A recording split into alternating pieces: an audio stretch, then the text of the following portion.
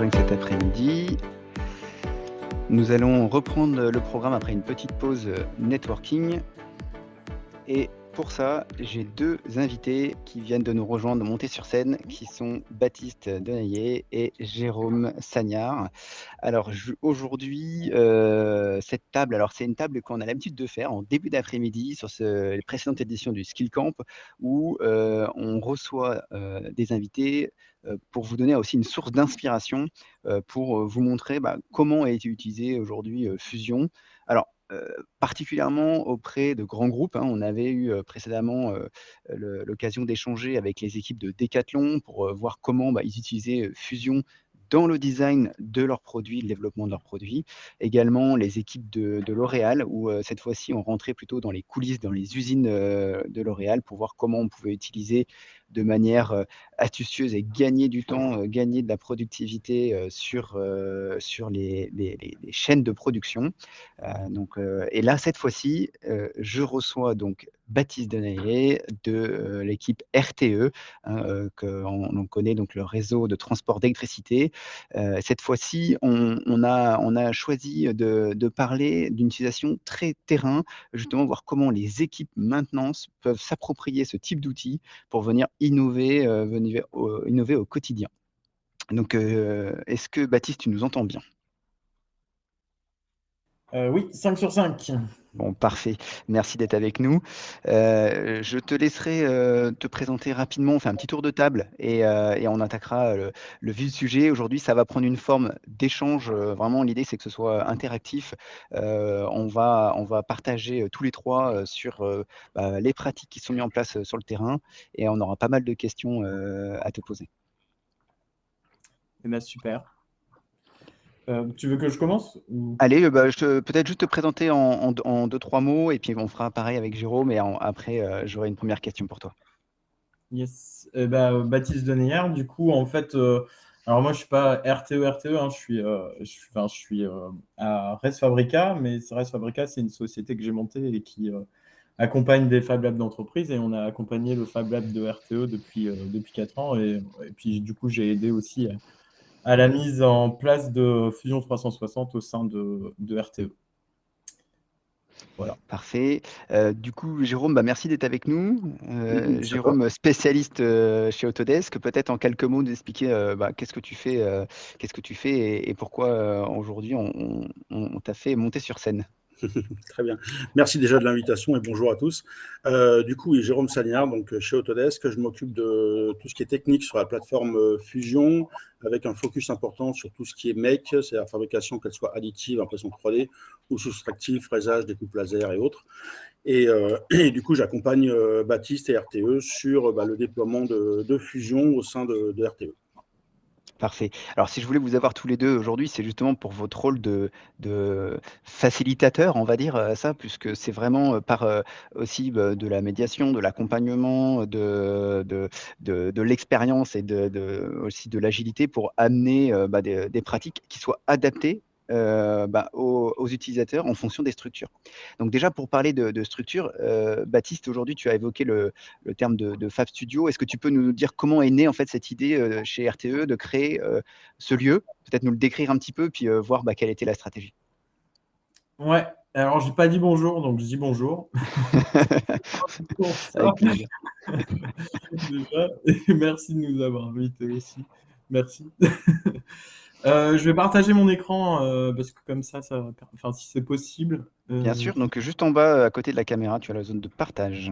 Et tu peux partager une fenêtre ou un écran complet. Ok, écran complet. Je prends en main en même temps, hein, je suis désolé. Oui, pas de souci. Alors c'est vrai que c'est une interface qui est un peu nouvelle, hein. C'est cet espace un peu de salon et de conférence, mais on a tous l'habitude de ces visios, donc voilà, c'est presque pareil. Ok. Du coup, voilà le Fab Studio. Donc, le Fab Studio, en fait, c'est un Fab Lab au sein de RTE. Il est basé à Jonage, près de Lyon. Il est intégré à un campus. Donc, c'est le campus RTE, dans lequel, en fait, toutes les personnes qui sont recrutées à RTE sont formées. Et puis, même au cours de la carrière, ils sont formés aussi au campus. Et ils ont créé, il y a 4 ans, un nouveau bâtiment sur le campus. Et Et donc, il y a eu une volonté en fait de la direction de mettre un Fab Lab pour redonner goût un peu aux équipes de faire par eux-mêmes, notamment en utilisant les techniques Fab Lab, donc impression 3D, découpe laser pour faire très grossier. Donc, ce que vous voyez là, en fait, c'est il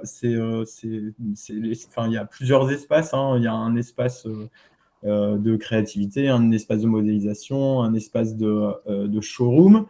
Donc ça, c'est enfin voilà, c'est l'espace. Puis après, on a aussi l'espace machine qui se trouve ici, qui intéresse peut-être un peu plus le public qui est présent aujourd'hui, où on a pas mal d'impressions 3D et donc du coup aussi de découpes laser avec lesquelles on fait tout un tas d'objets sur lesquels on pourra revenir un peu plus tard dans la présentation. Donc voilà, donc le Fab Lab, il est né du coup il y a 4 ans. Et depuis, en fait, on a accompagné plus de 500 projets différents. Plus de 500 projets. On a industrialisé, diffusé au sein de l'entreprise 8. Alors, ça peut paraître pas beaucoup, mais en fait, c'est déjà un bon ratio en fait, dans des espaces d'innovation tels que les Fab Labs. Et puis, tous les projets ne sont pas voués à faire une large diffusion. Enfin, on pourrait en discuter, mais ce n'est pas le propos. Voilà. Ok, merci de nous avoir plongé à l'intérieur du Fab Studio. C'est une belle visite là-dessus. Donc, je voudrais justement revenir sur à quel moment est arrivée Fusion dans cette aventure Fab Lab et voilà, quelles ont été les premières étapes pour enclencher finalement l'utilisation de Fusion. Alors, qui dit Fab Lab dit forcément impression 3D. Qui dit impression 3D dit modélisation 3D. Et donc, du coup, il fallait faire un choix de logiciel pour faire de la modélisation 3D au sein du Fab Lab. Donc, il y a pas mal de choix, hein. Il y avait déjà FreeCAD qui était disponible en fait parce que c'est gratuit et c'est facilement déployable par le SI. Et en fait, on a rapidement on s'est rapidement dit qu'il fallait qu'on mette en place Fusion 360 au sein de l'entreprise. Et du coup, on a discuté avec la DSIT pour pouvoir le mettre en place. Donc, c'est un choix parce que à l'époque, il y a 4 ans, c'était un peu les seuls qui se tournaient vers les makers. Parce qu'il y a, mais Jérôme pourra en parler mieux que moi, que le logiciel est quand même très flexible et permet à la fois de faire des outils d'ingénierie et aussi des outils de design. Et il a cet avantage de réunir ces deux métiers parce que et c'est le seul à faire ça. Et en fait, au sein du Fab Lab, on a des designers et des ingénieurs. Donc, et les deux métiers s'y retrouvent. Et ça, justement, Jérôme, c'est un phénomène qu'on retrouve souvent, l'utilisation de Fusion dans des Fab Labs d'entreprise comme ça, où se développent ces lieux d'échange et d'innovation terrain. De plus en plus, surtout chez les grands groupes comme RTE, on ne va pas citer les autres, mais d'autres grands groupes ont les mêmes structures. Et du coup, comme le disait Baptiste très justement, Fusion propose de la conception mais solide et également surfacique ou T-spline, donc plus designer, et de la fabrication avec bien sûr l'impression 3D et impression métal également, et aussi du soustractif. Donc on peut couvrir avec un seul logiciel toute cette gamme-là. Donc du coup, la prise en main est beaucoup plus rapide que d'avoir 2 ou 3 logiciels différents où il faut apprendre chaque logiciel indépendamment et avoir des préférences et des spécificités sur chacun d'eux. Donc du coup, avec Fusion, on couvre toute cette gamme-là. Et du coup, ce qui rend beaucoup plus facile ce qu'on appelle le workflow en fait, de l'idée jusqu'à la fabrication physique. Ok. Alors, du coup, là, peut-être on va rentrer dans le vif du sujet sur quels sont les projets. Si Baptiste, tu acceptes de nous partager quelques éléments du coup de l'équipe RTE, parce que tu as parlé quand même de 500 projets. Là, si tu veux bien nous partager quelques éléments et nous en parler un peu plus pour qu'on puisse voir comment les utilisateurs du Fab Studio et globalement les collaborateurs RTE se sont appropriés les outils, que ce soit la conception. Mais là, je comprends qu'ils peuvent aussi pas mal naviguer entre les moyens de fabrication. Ouais, alors du coup, je vais repartager mon écran. Voilà. Donc, on a un site internet interne. Donc, ça, c'est de l'interne RTE. qui reprend, enfin, on essaie de documenter le plus possible en fait les différents objets qu'on fait. Donc on a différents. Enfin, là, j'ai mis un filtre avec l'impression 3D et il y a plein d'objets différents. Alors sur 500 objets, ils ne sont pas tous documentés. Comme je disais, ils ont des niveaux de maturité différents, mais donc ce qu'on avait discuté en préparation en fait de cette mini-conférence, c'était de mettre en lumière en fait le fait que au sein du Fab Lab, on a fait des outils un peu complexes, mais la majorité des cas, on fait des outils assez simples. Et notamment, par exemple, tout bêtement, on a cet outil ici, qui est en fait un outil qui va permettre juste de maintenir une vis à l'arrière d'une armoire, pour faciliter en fait le fait de visser la maintenance en fait de ces armoires et le fait de visser en fait cette vis sur l'armoire. Avant, il fallait mettre la main derrière et c'était pas forcément accessible, c'était difficile, etc. Et en fait, quelqu'un a eu l'idée en fait de faire juste cet outil assez bête. Donc ça, en termes de modélisation, ça demande une demi-heure, même pas. Et une fois imprimé, ça doit prendre 2-3 heures, un truc comme ça. Et puis une fois imprimé, en fait, c'est utilisable. Donc ça, c'est le type d'outil qu'on... Donc si on regarde juste pour mettre un petit peu plus peut-être en situation, on a un peu plus de photos ici. En fait, c'est ce type d'armoire. Vous voyez en fait les barres qui sont des barres de cuivre et en fait, il faut maintenir les vis derrière les barres de cuivre, ce qui n'est pas extrêmement accessible. Et donc, c'est pour ça que quelqu'un a imaginé un outil derrière. Et donc, ce type d'outil, en fait, on en a énormément. Là, on a fait aussi des plaques d'identification. Alors là, on a un peu changé notre méthode, mais on a aussi, par exemple, des bouchons qui ont été modélisés en fait en impression 3D. Ce que vous voyez ici, en fait, c'est des accumulateurs avec de l'huile, enfin des accumulateurs mécaniques avec de l'huile à l'intérieur. Et donc, quand ils sont transportés dans des camions, en général, l'huile coule dans le camion et du coup, quelqu'un a imaginé un bouchon qui allait se mettre en fait sur ces accumulateurs. Et c'est quelque chose qui a été par la suite généralisé en fait par l'équipe. Et on a une problématique qui est assez commune en fait en général, c'est que ces accumulateurs, RTE en fait, c'est une entreprise qui doit maintenir en fait un système industriel vieux de plus de 50 ans. Et donc souvent en fait, on se retrouve avec du matériel industriel qui sont plus maintenus par les constructeurs parce qu'ils ont changé de gamme, parce que, un peu tout un tas de raisons, quoi. Ce qui fait que potentiellement, des fois, on avait ces bouchons qui existaient avant, il y a 30-40 ans, mais en fait, ils ne sont plus produits par le constructeur. Et donc, du coup, souvent, on refait des pièces qui existaient déjà, mais qui sont plus, qu'on peut plus trouver en fait en catalogue. Et c'est souvent ce type de pièces qu'on va faire. Voilà, je ne sais pas si vous voulez d'autres exemples. Ah bah oui, bien sûr, on en veut toujours plus. Là, par exemple, on a un enrouleur aussi à filin. Donc là, c'est pareil. En fait, c'est un filin qui est utilisé pour des travaux, pour des travaux sous tension. Et donc, pour enrouler ce filin autour de l'enrouleur, ça prend des plombes si on le fait à la main. Et quelqu'un a imaginé un système en fait avec qui s'adapte sur une visseuse et qui permet en fait de s'adapter sur tout type de rouleau qui est utilisé pour ces filins. Et c'est pareil, en fait, c'est quelqu'un qui l'a mis en démonstration, qui a mis les fichiers en fait sur le site internet. Et donc n'importe qui en fait peut d'après réutiliser les fichiers pour le réimprimer dans son centre de maintenance si besoin. Qu'est-ce que j'ai d'autre que je pourrais vous montrer? On a eu pas mal de trucs aussi. Alors ça, c'est assez rigolo.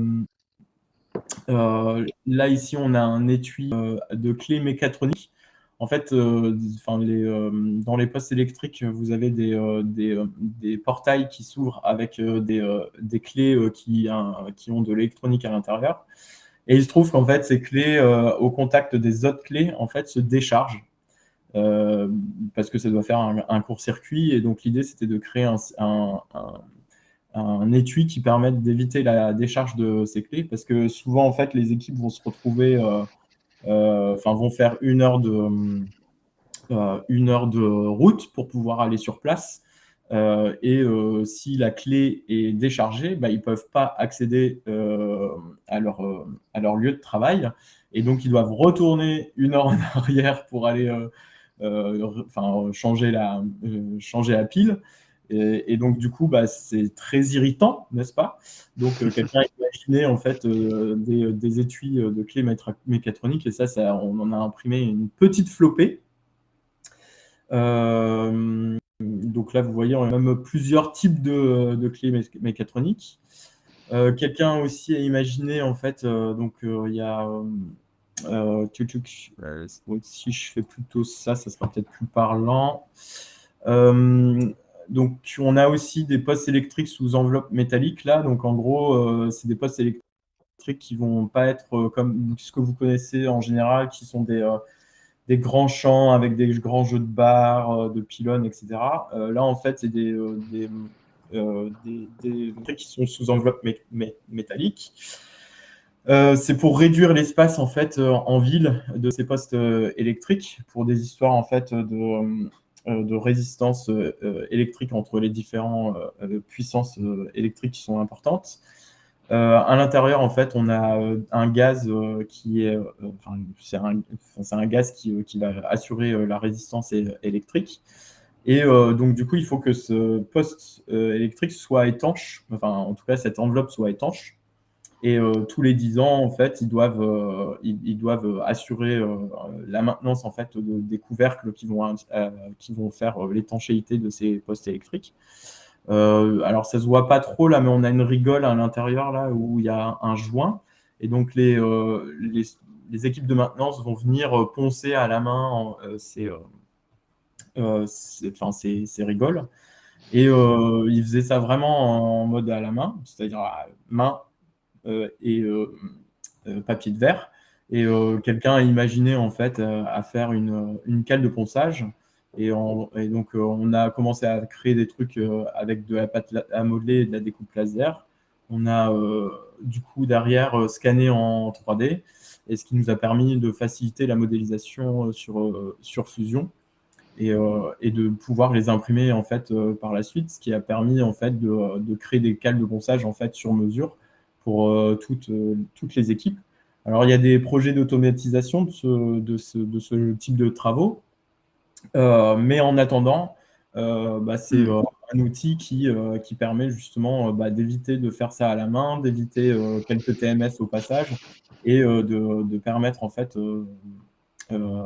de permettre aux équipes de maintenance de faire ça de manière un peu plus confortable.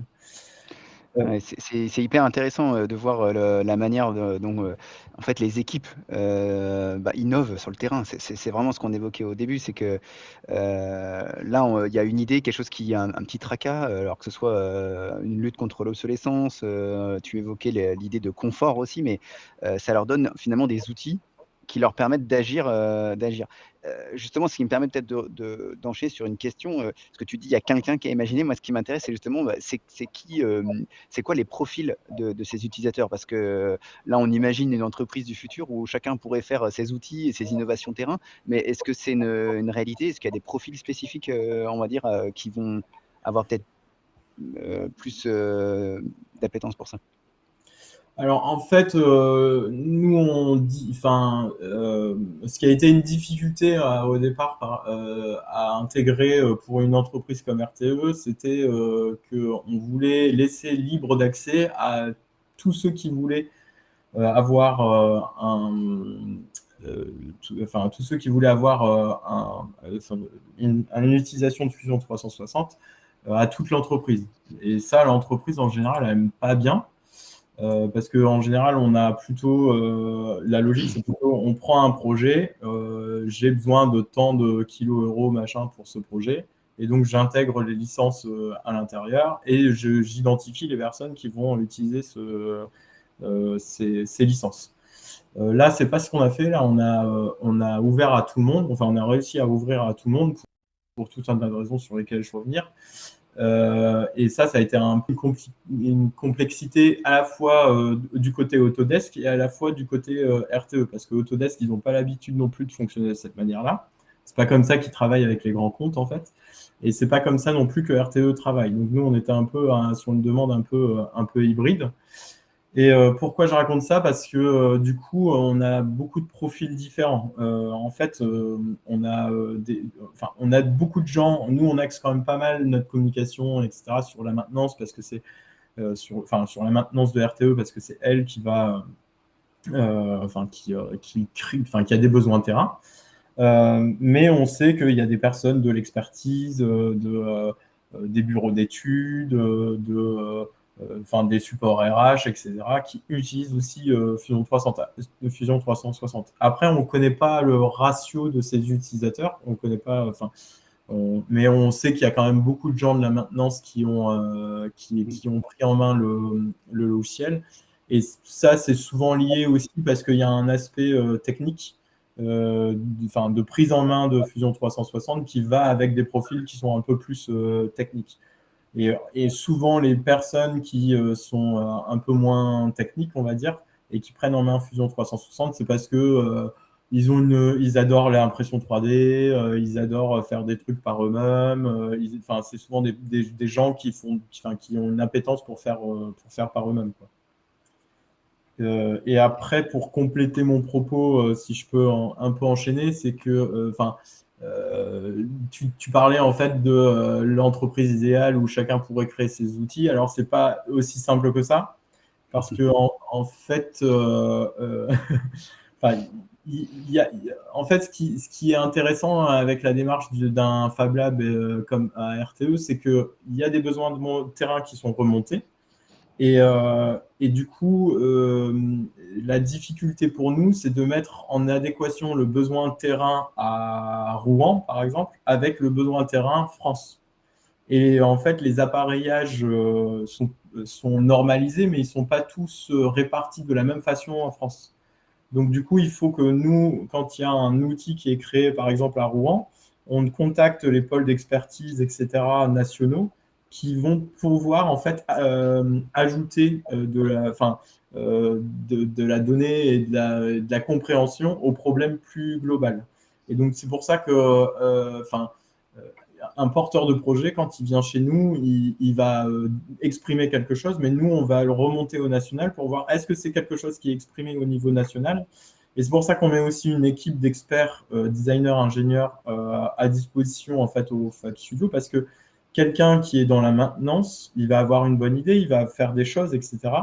Mais nous, on va élever un peu son projet pour qu'il puisse répondre à tous ses besoins. Et des fois, ces équipes de maintenance n'ont pas forcément le temps de suivre ou même de se former en fait pour modéliser ou créer un objet qui va pouvoir tout faire. Donc ça, c'est notre rôle.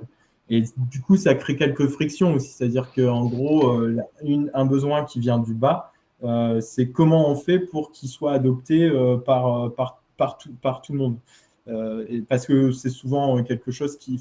D'habitude, comme une entreprise comme RTE, c'est plutôt un modèle descendant. Donc, quelque chose qui vient d'en bas, ça a un peu plus de difficulté à se faire entendre, mais c'est justement du coup le rôle du Fab Lab de fluidifier en fait tout ça pour faire en sorte que ça soit au bénéfice de l'ensemble de l'entreprise. Ouais, c'est très intéressant en tout cas comme méthodologie. Alors ça fait 4 ans déjà, donc j'imagine qu'il doit y avoir déjà des évolutions là-dessus alors tu l'évoquais, alors soit c'est directement des personnes qui me prennent la main sur le dessin, mais le fait de se dire que c'est possible de le faire aussi, ça peut faire naître des demandes finalement un peu indépendantes, même pour des gens qui dessinent pas encore. J'en profite peut-être aussi, Jérôme, pour te questionner sur ça, justement sur les profils d'utilisation sur l'outil Fusion. Est-ce qu'aujourd'hui, tu peux nous partager peut-être le persona, je ne sais pas si c'est ça, mais en tout cas les types de profils qui utilisent Fusion par rapport à d'autres outils de SEO? Pour rester dans la même thématique, c'est-à-dire maintenance, impression 3D, conception en autonomie sans pour autant que ça en soit le métier premier chez l'employeur. Ouais, de plus en plus de grosses structures françaises utilisent ce process-là, avec les difficultés qu'a nommé Baptiste, c'est-à-dire qu'on fait du bas vers le haut, quoi. Et du coup, ça, voilà, faut graisser quelques rouages. Mais du coup, de plus en plus, la culture vient de la motivation des personnes porteurs de projets, comme on disait, et qui ont des idées pour se faciliter la tâche, pour donc faire du gain de temps pour la structure, la société, et faire également améliorer les conditions de travail. L'exemple que prenait Baptiste tout à l'heure sur l'enrouleur monté sur une perceuse pour éviter de le faire les 10 000 tours à la main. Voilà, la personne a porté ce projet-là.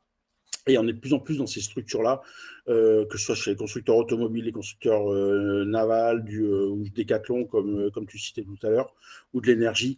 De plus en plus, c'est une très très forte tendance.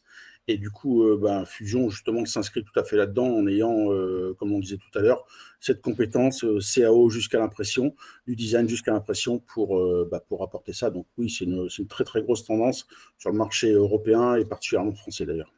Ce matin, on évoquait des chiffres, hein, on parlait de presque 10 millions d'utilisateurs, alors avec la moitié qui sont des utilisateurs professionnels, mais aussi une base d'utilisateurs éducation, ce qui veut dire que voilà, les plus jeunes, on en parlera peut-être tout à l'heure sur un autre retour d'expérience, sont déjà équipés d'outils qui leur permettront de voilà, développer des concepts.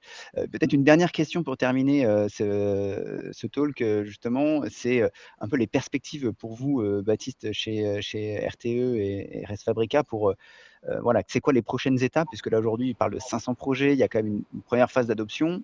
C'est quoi le next step? Nous, on a vu, déjà, on a vu une courbe d'adoption assez lente. À partir du moment où on a mis Fusion à disposition, on s'est dit, waouh, super, le gros du taf, il est fait. Et en fait, non. Parce que, mais bon, ça c'est du classique innovation, on va dire. Mais du coup, on a pas mal travaillé sur la prise en main avec F3DF, sur la prise en main en fait de Fusion 360 en donnant des cours en ligne. Et en fait, on voit une courbe d'adoption de plus en plus importante. On a des utilisateurs uniques qui sont de plus importants. Donc nous, on veut continuer en fait à pousser cette dynamique au sein de RTE, parce que plus de gens prennent en main le logiciel et plus potentiellement on aura de projets qui vont être au bénéfice de RTE. Et du coup, on a aussi une volonté d'aller un peu plus, d'aller au contact du terrain en allant dans les centres de maintenance. Et c'est en gros nos axes pour la suite. Ok, donc encore plus de formation et encore plus de communication. Donc le Exact. secret, il est là. Ouais. Allez, le mot pour la fin, du coup, Jérôme, peut-être justement en parler de perspectives, donc là c'est au sein des entreprises, mais est-ce que tu peux peut-être nous donner aussi les perspectives d'utilisation ou de développement de Fusion? Alors sans révéler la roadmap, mais c'est quoi aussi la stratégie chez Autodesk? Alors, on peut révéler une partie de la roadmap parce que du coup, elle est publique. Les gros axes d'accès cette année pour Fusion, il y en a 3 principaux. C'est tout ce qui va être cloud et collaboration. Donc, le partage de données, on ne va pas rentrer dans le détail, hein, mais le partage de données, améliorer cette expérience-là. L'autre qui a été évoqué grandement ce matin par mon collègue Vicret Calais, c'est l'IA, qui est déjà accessible. Faire une mise en plan automatisée, vous faites une mise en plan, dessiner une pièce 3D par exemple et vous la mettre en plan, et du coup vous avez de l'IA qui va vous assister là-dessus pour dégrossir le travail. Et comme ça a été dit ce matin, l'IA va pas remplacer un concepteur, on n'en est vraiment pas là et je pense qu'on n'y arrivera pas, mais va vraiment automatiser le process. Et donc du coup vous avez des outils d'IA, on l'a aussi dans la fabrication pour la gestion des usinages 5 axes. Voilà, on a beaucoup de choses qui vont arriver cette année sur l'IA et l'automatisation dans Fusion.